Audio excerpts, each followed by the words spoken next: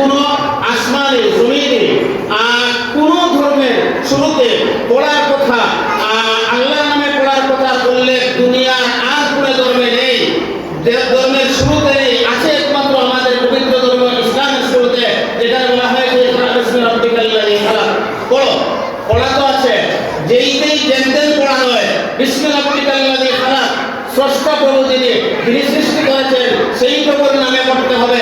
এজন্য আমরা প্রায় বলে থাকি সব শিক্ষা শিক্ষা নয়, সব শিক্ষা সুশিক্ষা নয়। যে শিক্ষার মাঝে আল্লাহর নাম আছে, যে শিক্ষা আল্লাহর নাম দিয়ে শুরু হয়, যে শিক্ষা আল্লাহর নাম দিয়ে শুরু শেষ হয়, যে শিক্ষার মধ্যখানে আল্লাহর নাম থাকে, নবীর আদর্শ থাকে, সে শিক্ষাই সুশিক্ষা।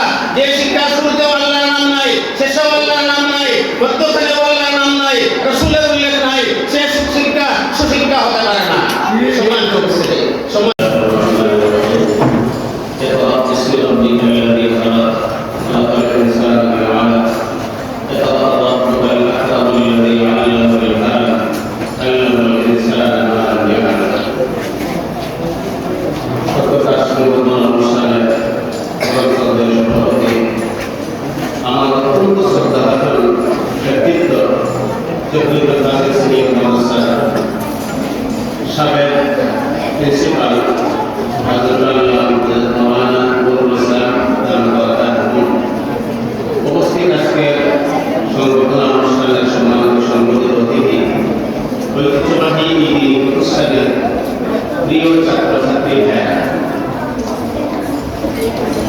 একজন লেখকের নাম আপনারা অবশ্যই শুনে থাকবেন, আবুল মুসা।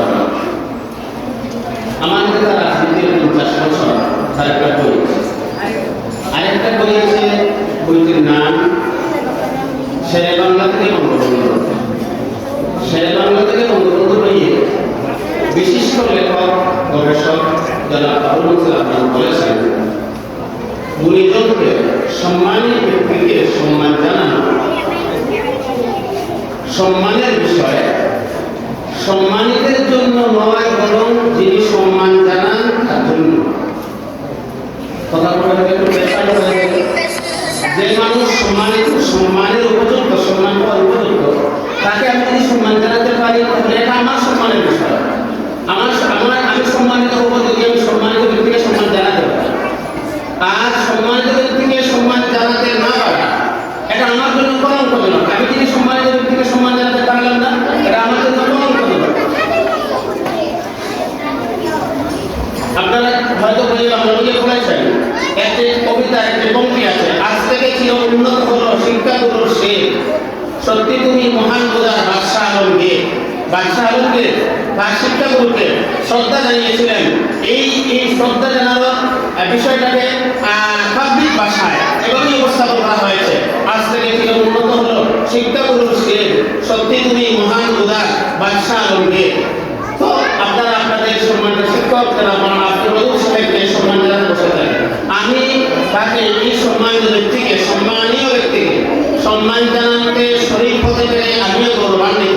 আমি নিজেকে সম্মানিত বোধ করছি যে আমি একজন শিক্ষাবিদকে, একজন সম্মানিত মানুষকে সম্মান জানাতে আপনাদের সাথে শরীর হতে পারলাম। সম্মানিত উপস্থিতি, দুনিয়ার ইতিহাসে, মানবতার ইতিহাসে যত ধর্মের আগমন এবং প্রস্থান হয়েছে, যত ধর্মের আগমন ঘটেছে এবং যত ধর্ম চলে গিয়েছে, বিয়োগ হয়েছে,